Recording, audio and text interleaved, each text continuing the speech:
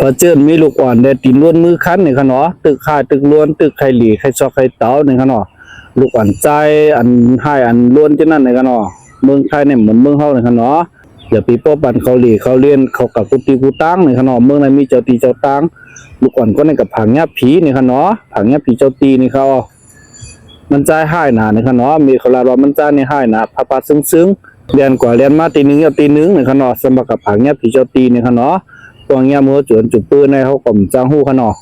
ในก็มีเขาหอบมาหาปอสานะคะเนาะสมุนปอสาใต้เขาก็เห็นเก่านี่เขาตัวปอสาทัดตัวเป็นผีหู้ว่าเป็นผีเจ้าตีนี่ค่ะเนาะผังเงี้ยผีเจ้าตีมันใจก็รับเพชรในอยู่ติ๊กๆนี่ค่ะเนาะสู้ก็รับเน่าก็รับกินข้าวก็รับในติ๊กๆกับมื้นตา10บอกนี่เขาเมืองไทยในลาลีเฮ็ดไหนค่ะเนาะเพิ่นมีเจ้าตีเจ้าตั้งแล้วก็มีเจ้าตีค่ะเนาะเพิ่นมีลูกมีหลานก็รู้ไล่บอกไว้สอนนี่ค่ะเนาะอย่าปันพาหูชายตานี่ค่ะเนาะกูได้เป็นเหมือนเรื่องล้วนก็ได้นี่ค่ะเนาะ